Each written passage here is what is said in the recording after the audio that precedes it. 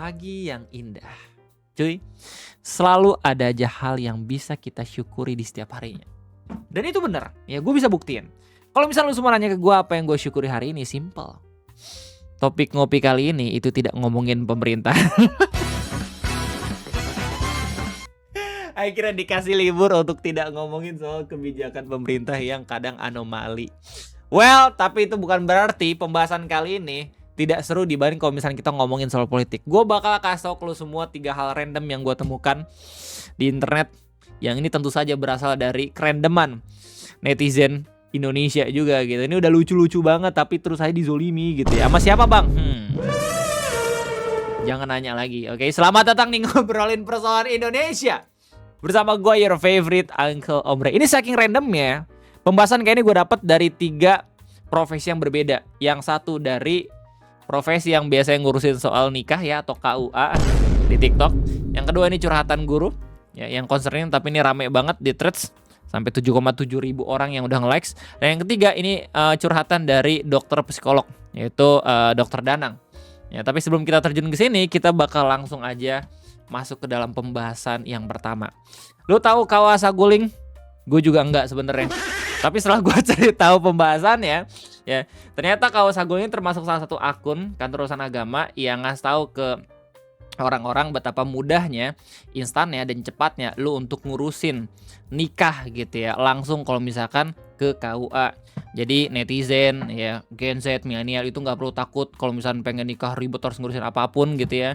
Mereka udah ngasih tahu lewat akun TikToknya kalau misalnya itu mudah banget buat diurus.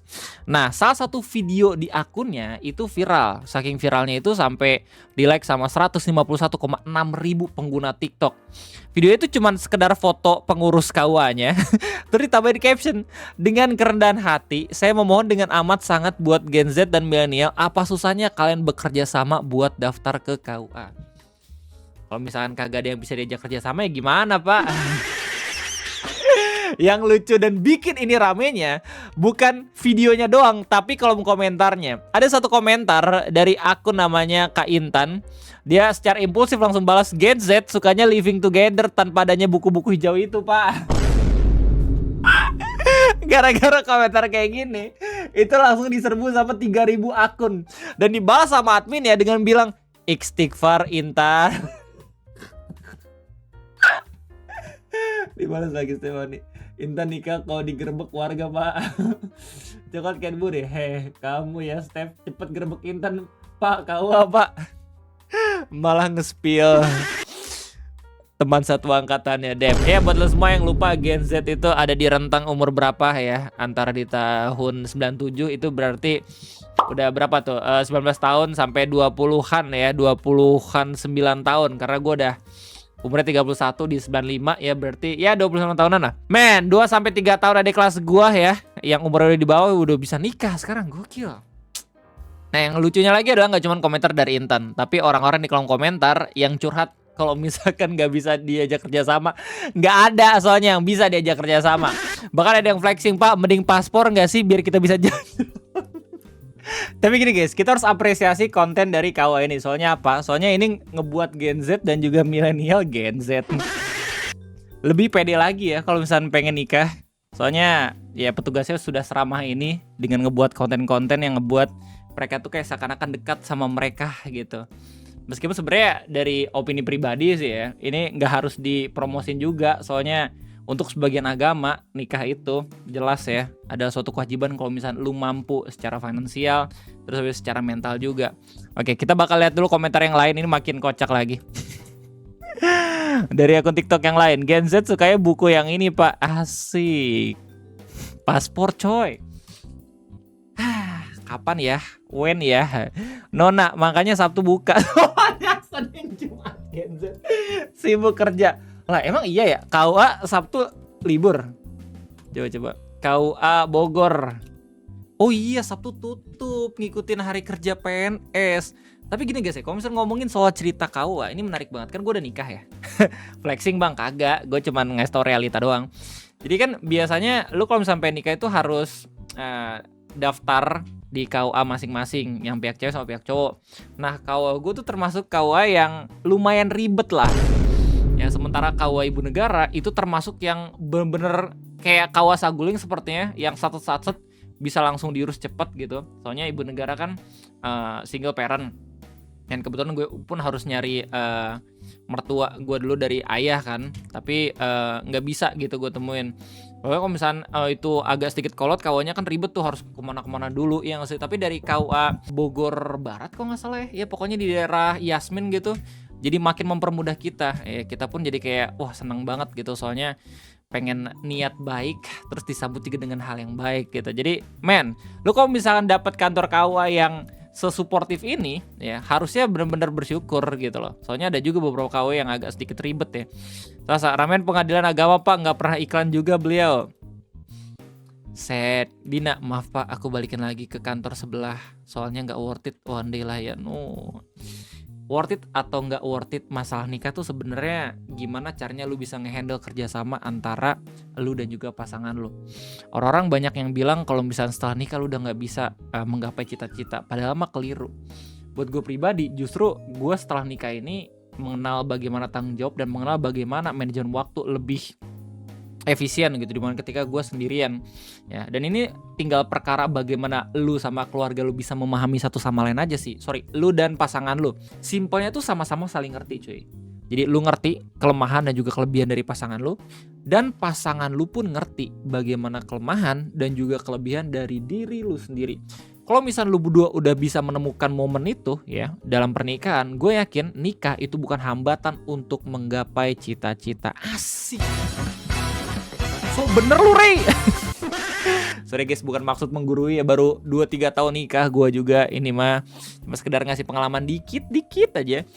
Harusnya sih ini yang ngomong orang yang udah 10 tahun 20 tahun nikah gitu ya. Gue pun masih ya sumur cabe lah nikahnya. Cuman gue minta doanya guys, semoga langgeng, dan gue pun mendoakan lu semua ya. Semoga buat lo yang udah siap secara finansial dan juga mental, tapi masih belum nemu ya pasangan yang cocok, men santai aja. Oke, nggak usah terlalu diburu-buru. Nikah tuh bukan perlombaan ya. Nikah tuh lu menemukan orang yang tepat untuk multiplayer mode. Asik. Ini pembahasan yang pertama. Gimana tanggapan kalian semua? Silahkan tulis di kolom komentar, karena kita bakal masuk ke dalam pembahasan yang kedua, curhatan guru kalau misalkan beliau itu sedih karena tidak ditegur sama siswa yang udah dia ajarkan dahulu. Jadi ini menarik banget ya. Ada satu akun threads namanya Bu Anggun yang dia cerita setelah jadi guru jadi paham kalau ketemu siswa yang sudah lulus terus pura-pura tidak lihat dan tidak menegur itu menyakitkan. Gue baru tahu POV dari guru ini. Soalnya gue selama ini tuh pasti ngelihat guru gitu ya dari POV gue sebagai murid. Dan gue pribadi tuh bukan murid yang kalau misalnya ketemu guru menghindar. Gue justru ketemu guru di public space itu bakal langsung nyapa gitu. Bu inget gak gitu. Tapi gue pun ya kadang mikir kayak annoying gak ya gue ngelakuin itu. Dan ternyata gak cuma gue doang yang mikir kayak gitu, tapi beberapa orang juga ya. Cuman concernnya adalah orang-orang baru tahu kalau misalnya ada beberapa guru yang ngerasa menyakitkan karena tidak ditegur sama siswa yang pernah diajarkan sebelumnya. Mungkin karena udah menjadi orang besar atau segala macem ya. Tapi bisa aja gak sih mungkin muridnya itu minder karena progres hidupnya masih belum sebesar yang dia inginkan gitu. Terus habis itu udah ketemu sama gurunya lagi, takutnya malah justru PTSD gak sih. Mereka kayak, men itu guru gua, berarti gua udah berapa tahun ya belum kerja. Nah itu loh, ini rame banget. Saking rame mungkin udah di share juga di Facebook, dikirim sama Kamayume ya di grup drama Twitter. Ini pun udah sampai 3.000 orang yang likes. 3.000 di Facebook udah termasuk yang banyak. Komentar-komentarnya gak kalah menarik. Alif bilang POV murid mau negur, mungkin beliau gak ingat aku. Lagian aku siapa? Aku hanya manusia figuran di kelas. Guru-guru hanya notice murid-murid pintar, tidak ada yang memperhatikan apalagi kenal sama aku. Ini loh ya. Dan ini di likes sama 19.000 orang, lebih banyak dibandingin postingan awalnya. Berarti ya ada orang-orang yang punya perasaan sama kayak Bang Alif. Gue pun demikian gitu ya. Gue mungkin kayak ngerasa pede buat bisa negur guru gitu di public space karena gue termasuk orang yang aktif gitu. Tapi gue pun memaklumi beberapa teman-teman gue mungkin memutuskan untuk tidak ngelakuin itu karena emang kagak yang dominan di kelas. Ya, soalnya kan satu kelas kalau di angkatan gue gitu bisa sampai 40 orang. Jadi menurut gue pribadi sangat amat wajar ketika ada kerabat di kelas elu yang mereka menganggap kalau misalkan dia nggak diketahuin sama guru saking tidak dominannya. Dan itu benar-benar tergambar dari banyaknya likes di kolom komentar Bang Alif dibandingin postingan aslinya Bu Anggun. Ada komentar lagi nih dari Kartika. Kalau aku malah maklumi sih, mungkin dia malu karena belum jadi sosok yang spesial untuk dirinya sendiri. Nah ini maksud gue, belum punya aktualisasi diri yang bisa dibanggakan, jadi mau ketemu guru atau teman-teman alumni malu dan menghindar. Ini mungkin yang gue rasain kalau misalnya gue ketemu sama dosen gue. Soalnya beberapa dosen gue mungkin gue kepedean juga, tapi menurut harapan buat gue lanjut gitu bos tadi, tapi gue kira mikir lebih baik kerja gitu. And now look at this, what I become, a clown. Kia Deli apa nih? Aku awalnya sering sakit hati dan sedih, tapi kemudian aku pikir lagi kalau aku nggak sepenting itu, dan dia pun nggak sepenting itu di hidupku. Oh, ini POV guru yang lain. Stoik. Kalau alumni nggak nyapa atau pura-pura nggak kenal, aku ya udah biarin aja. Itu nggak menurunkan kualitas mengajarku. Justru itu menunjukkan kualitas karakter dia sendiri. Gila, ini bijak nih. Oke. Jadi emang lebih penting untuk kita tidak usah ngurusin ya pemikiran yang emang tidak bisa kita kendalikan sendiri ya. Marcus Aurelius, anjay, filosofi teras. Bang Tims, Anda terlalu naif. Anda pikir semua murid Anda mengenal dan suka sama Anda. Saya selalu menyampaikan kepada murid kelas 12 saat perpisahan kalau mereka tidak punya tanggung jawab untuk menegur saya jika bertemu di jalan. Dan faktanya, ada yang memang tidak menegur dan ada yang menegur dan salim. Bahkan setelah bertahun-tahun lulus. Ada 2 tipikal lulusan yang akan selalu menyapa, yang paling bandel dan sering dimarahi, dan yang paling akrab. Di antara keduanya itu, mereka tidak peduli. Betul. Ini gue setuju. Fitri, jangan alumni, ada banget loh muridku yang baru aja tahun lalu aku ajar lewat di depan aku dangak. Ya udahlah ya, aku anggap former client sih. Yang jelas kita nggak tahu isi hati orang, betul. Ini menarik banget ya diskusinya. Lu bisa lihat sendiri, mungkin beberapa di antara semua ada yang berprofesi sebagai guru gitu ya. Kebetulan dulu ada juga temen gue yang sering nonton live streaming, Kak Muti gitu ya, kebetulan jadi guru juga. Ya mungkin bisa cerita juga di kolom komentar kayak gimana. Cuma jelas ini menarik banget. Kalau misalnya dari gue pribadi sih, saran buat Bu Anggun ya untuk tidak yang terlalu perlu buat memikirkan hal-hal yang seperti ini. Soalnya takutnya mau bebani diri sendiri juga gitu, ya nggak sih? Apalagi dengan fakta kalau misalkan mungkin secara penghasilan segala macam guru kita dipandang sebelah mata juga gitu loh. Well, kita bakal masuk ke dalam pembahasan yang terakhir. Ini pembahasan datang dari postingan Dr. Danang, yang kebetulan beliau ini psikolog. Ya, jadi beliau cerita terkait bagaimana premiumnya ketika lu ketemu sama laki-laki yang syarat itu sebenarnya bare minimum kata beberapa orang gitu ya. Tapi ini katanya sudah semakin langka di zaman yang sekarang. Dr. Danang lewat postingan threads-nya bilang, saking seringnya nanganin kasus rumah tangga, ini salah satu kesimpulan saya. Beliau psikolog ya by the way. Di era now, suamimu tidak judol, tidak selingkuh, tidak pinjol, tidak KDRT, selalu pulang ke rumah, selalu menafkahi, kerja lurus, tidak korupsi, tidak mencuri. Percayalah meskipun tidak ganteng atau tidak romantis, dia suami berkesadaran yang mampu mengelola nafsunya. Dan pria seperti itu termasuk kategori edisi rare. Ternyata kalau misalnya kita lihat secara implisit ya, curhatan Dr. Danang, dengan kata lain, beliau ini sering banget menangani klien di mana mungkin masalahnya itu tidak jauh-jauh dari perselingkuhan, ngejudol, pinjol kader dan segala macam. Sedikit terus juga soalnya beberapa kerabat dan juga mungkin orang-orang terdekat di komplek gue pun ada juga nih yang punya masalah pernikahan gara-gara ya judol juga katanya. Dan di sini membuka mata banyak banget orang-orang. 41.000 yang nge-likes. Komentarnya, Kak Zizi, biasa yang kayak gini silent treatment atau ujiannya di mertua. I need to elaborate this. Biasanya solusinya itu langsung tinggal misah guys. Mandiri, jangan yang tinggal serumah gitu. Soalnya ya takutnya bakal ada konflik ya. Setiap hari gitu, bikin pusing doang. Kagas, komentar, itu harusnya garis minimum, bukan pencapaian. Bahaya kalau perempuan diajarin bersyukur cuman karena gak disakiti. Ini betul. Karena lama-lama batas cukupnya jadi turun terus. Mungkin bener dia rare, tapi rare-nya itu justru masalah sosial, bukan sesuatu yang mesti kita normalisasi jadi standar tinggi. Menarik banget komentarnya. Ya, soalnya ini berarti POV dari Kak Agas ya. Dan gak yang salah-salah juga, soalnya ini kan opini orang. Tapi kalau misalnya gue lihat dari postingannya Dr. Danang, berarti beliau ini bilang kayak gini berdasarkan kasus yang dia udah temuin, dan tentu saja gitu ya yang banyak perempuan sudah curhat ke beliau gitu yang tidak jauh-jauh masalahnya terkait ini. Makanya beliau pun bisa berkesimpulan kalau misalkan laki-laki yang tidak melakukan ini udah rare banget, soalnya mungkin sudah mengeliminasi potensi masalah ke depannya. Tapi menarik banget. Coba kita lihat balasannya gimana. Couldn't agree more. Kenapa jadi terkesan perempuan menuntut banyak padahal hal-hal yang disebutkan ya bare minimum. Tapi memang gak ada kata-kata pencapaian di utas ini. Ini bare minimum rumah tangga yang masih patut dipertimbangkan agar tidak terjadi perceraian. Betul.